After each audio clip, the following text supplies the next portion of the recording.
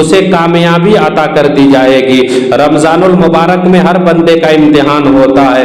اگر کسی کے پاس مال و دولت ہے تو اللہ رب العزت اس کی دولت کا بھی امتحان لے لیتا ہے۔ اگر کسی کے پاس جو ہے کہ جسم میں طاقت ہے اس کی طاقت کا بھی امتحان ہو جاتا ہے۔ اگر کوئی غریب ہے اس کی صبر کا بھی امتحان ہو جاتا ہے۔ اگر کوئی مصیبت زدہ ہے اس کا بھی امتحان لے لیا جاتا ہے۔ لیکن ہر ایک کے امتحان کا طریقہ الگ الگ ہوتا ہے۔ آج کے اس دور میں آپ دیکھیں، اگر کسی کے پاس تھوڑی سی دولت ہو گئی ہے، اگر کسی کے پاس اللہ رب العزت نے تھوڑی سی دنیاوی دولت عطا کر دی ہے تو پھر وہ یہ سمجھتا ہے کہ اب مجھے کسی چیز کی ضرورت نہیں ہے۔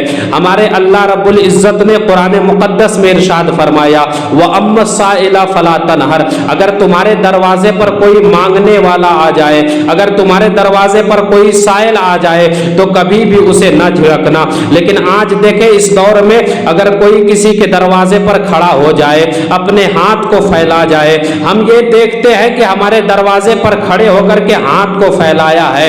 یارو ہاتھوں کو پھیلانا کوئی آسان کام نہیں ہے۔ اپنے ہاتھ کو پھیلانے سے پہلے انسان کو اپنی ضمیر کو مارنا پڑتا ہے، اپنی عزت کو جوتے کی نوک پہ رکھنا پڑتا ہے، تب جا کر کے ہاتھ سامنے پھیلائے جاتے ہیں۔ ایسے غریب اور مجبور اور بے کس انسان جب کسی کے سامنے ہاتھ پھیلاتے ہیں تو بہت سارے لوگ آپ کو ایسے بھی مل جائیں گے جو رمضان المبارک جیسے مقدس مہینے میں دولتیں ہوتے ہوئے، اپنے پاس مال و دولت کا خزانہ رکھتے ہوئے بھی وہ دینے سے انکار کر جاتے ہیں، وہ سائل کو جھڑکتے ہوئے نظر آتے ہیں۔ ایک بات میں آپ کے سامنے ذمہ داری کے ساتھ یہ بیان کر دوں، جو ہمارے دروازے پہ مانگنے کے لیے آتے ہیں وہ مانگنے کے لیے صرف نہیں آتے بلکہ کبھی کبھی وہ نوازنے کے لیے بھی ہمارے دروازے پہ آیا کرتے ہیں۔ اس لیے اگر آپ کے دروازے پر کوئی آ جائے مقدس مہینے میں تو آپ اس کو ہرگز نہ جھڑکے۔ اللہ رب العزت کبھی کسی کو دے کر کے اس کا امتحان لیتا ہے تو کبھی کچھ سب کچھ لے کر کے امتحان لیتا ہے۔ ایک بات میں آپ کے سامنے بیان کروں، اٹھائیے بخاری شریف، بنی اسرائیل کا ایک واقعہ اس کے اندر ذکر کیا گیا ہے۔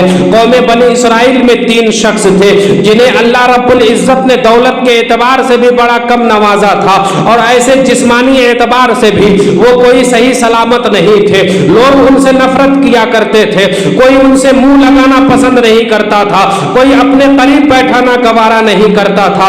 ان میں سے ایک گنجا تھا، ایک کے سر میں بال نہیں تھا، دوسرے کے جسم میں کوڑپن کی بیماری تھی، دوسرے کے جسم میں کوڑپن کی شکایت تھی، اور تیسرا انسان آنکھ سے اندھا تھا، اسے کچھ دکھائی نہیں دیتا تھا۔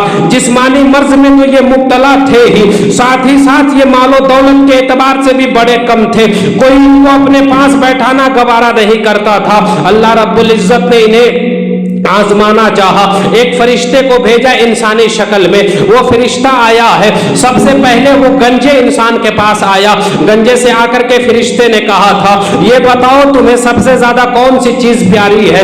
تب اس گنجے انسان نے کہا تھا کہ میں یہ چاہتا ہوں کہ میرے جسم میں جو یہ گنجا پن ہے جس کی وجہ سے لوگ مجھ سے نفرت کیا کرتے ہیں، یہ گنجا پن دور ہو جائے تاکہ لوگ مجھ سے نفرت نہ کیا کرے۔ اس فرشتے نے اپنے ہاتھ کو پھیرا، اللہ رب العزت نے اس کے سر پہ بال اگا دیے۔ اس کے بعد اس فرشتے نے اس سے دوسرا سوال کیا تھا یہ بتاؤ مال و دولت میں سب سے زیادہ تمہیں کون سی چیز پیاری ہے؟ اس نے کہا تھا مجھے ایک گابن گائے عطا کر دی جائے۔ اسے ایک گابن گائے عطا کی گئی۔ اس کے بعد فرشتے نے اس کے لیے خیر و برکت کی دعا کی، اور خیر و برکت کی دعا کرنے کے بعد فرشتہ آگے بڑھا۔ اب دوسرا نمبر آتا ہے جس کے جسم میں بیماری تھی، جسے کوڑپن کہا جاتا ہے، جسے کوڑپن کی شکایت تھی۔ کوڑھی کے پاس فرشتہ آیا ہے اور کوڑھی سے آ کر کے وہی سوال کیا تھا۔ کوڑھی نے بھی وہی جواب دیا کہ میرے جسم میں کوڑپن ہے جس کی وجہ سے لوگ مجھ سے نفرت کیا کرتے ہیں، لوگ مجھ سے گھن کیا کرتے ہیں، اپنے قریب بیٹھنے بھی نہیں دیتے۔ میں یہ چاہتا ہوں کہ میرے جسم سے یہ کوڑپن کی شکایت دور ہو جائے۔ فرشتے نے اس کے ہاتھ، اس کے جسم پر ہاتھ پھیرا، اللہ رب العزت نے اسے اچھی جلد عطا کی۔ اس کے بعد فرشتے نے اس سے سوال کیا تھا یہ بتاؤ تمہیں مال و دولت میں سب سے زیادہ کون سی چیز پسند ہے؟ تب اس کوڑھی نے کہا تھا کہ مجھے ایک اونٹنی عطا کر دی جائے. اسے ایک گابن اونٹنی عطا کی گئی اور فرشتے نے اس کے لیے خیر و برکت کی دعائیں کی اور خیر و برکت کی دعا کرنے کے بعد فرشتہ آگے بڑھا. اب تیسرا نمبر آتا ہے اندھے انسان کا. اندھے انسان کے پاس فرشتہ آیا ہے اور آنے کے بعد سوال کیا تھا یہ بتاؤ تمہیں سب سے زیادہ کون سی چیز پسند ہے؟ اس نے کہا اللہ نے کائنات کو بڑا خوبصورت بنایا ہے لیکن یہ کس کام کی ہے؟ میں تو دیکھ ہی نہیں سکتا ہوں, میری آنکھوں کے اندر بینائی نہیں ہے. فرشتے نے اس کی آنکھوں پہ اپنے ہاتھ کو پھیرا. ہاتھ پھیرنا تھا کہ اللہ رب العزت نے اس کی آنکھوں کی روشنی واپس کر دی. اس کے بعد فرشتے نے اس سے بھی سوال کیا کہ مال و دولت میں تمہیں سب سے زیادہ کون سی چیز پیاری ہے؟ تب اس نے کہا تھا کہ مجھے ایک گابن بکری عطا کر دی جائے. فرشتے نے اسے اللہ کے حکم سے ایک گابن بکری عطا کی اور اس کے لیے بھی خیر و برکت کی دعا کرتے ہوئے اب فرشتہ آگے بڑھا ہے. اب دیکھیے آج تک جو سب سے زیادہ غریب سمجھے جاتے تھے, آج تک جو لوگوں کے سامنے بیٹھنے کی طاقت نہیں جن کے اندر تھی, ہمت نہیں کرتے تھے, اور کل کا دن ایسا آیا ہے کہ اونٹ والے کے پاس اتنے اونٹ ہو گئے ہیں کہ اونٹ جب ادھر نہ سنبھل سکے اپنے اونٹوں کو لے کر کے جنگل بیابان کی طرف نکل گیا. جہاں تک نظر جا رہی ہے اسی کے اونٹ نظر آ رہے ہیں. ادھر گائے والے کے پاس اتنی گائے ہو گئی ہے کہ جب ادھر نہ سنبھال سکا تو یہ اپنی گایوں کو لے کر کے بیابان کی طرف نکل گیا, جنگل اور میدان کی طرف نکل گیا. جہاں تک نظر جا رہی ہے اسی کی گائے نظر آ رہی ہے. ادھر بکری والے کے پاس اتنی بکریاں ہو گئی ہے کہ جب ادھر نہ سنبھل سکی تو یہ اپنی بکریوں کو لے کر کے جنگل بیابان کی طرف نکل گیا. جہاں تک نظر جا رہی ہے اسی کی بکریاں نظر آ رہی ہے. اب آج تک جن کا نام سب سے غریبوں میں شمار ہوتا تھا اب یہ سب سے بڑے امیروں میں شمار ہونے لگے, سب سے بڑے مالداروں میں ان کا نام شمار ہونے لگا. لیکن اللہ رب العزت جب کسی کو کچھ دیتا ہے تو اس کا امتحان بھی لیتا ہے. اللہ رب العزت نے ان کو آزمانے کے لیے دوبارہ اسی فرشتے کو انسانی شکل میں بھیجا. یہی فرشتہ دوبارہ آیا ہے. اب کی جب یہ فرشتہ جب آیا ہے تو انسانی شکل میں تشریف لایا ہے اور مسافر بن کر کے آیا ہے.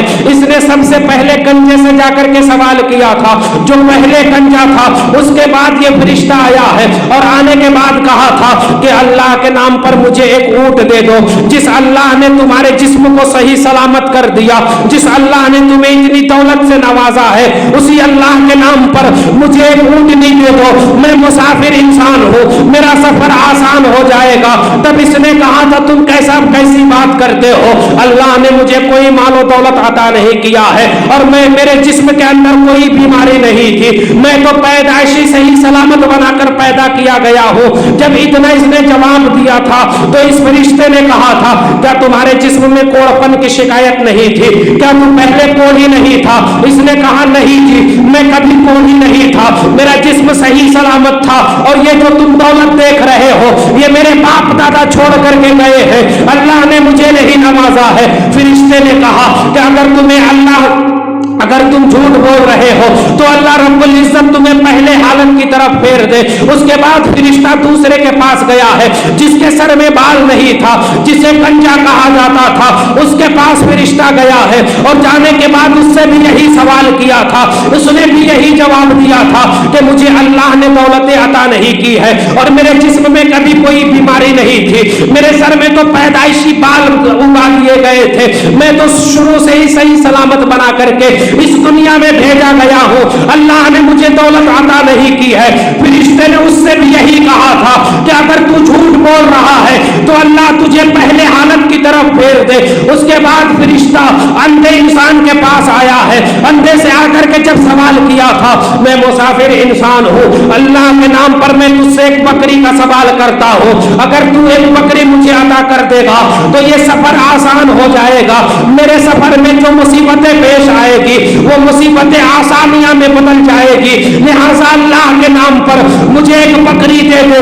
جس رب نے تجھے اتنی دولتوں سے نوازا ہے اسی رب کے نام پہ ایک بکری عطا کر دے. اتنا سوال کرنا تھا کہ اس بکری والے کو اپنی غربت کا زمانہ یاد تھا, اپنی مصیبتیں بھی یاد تھی.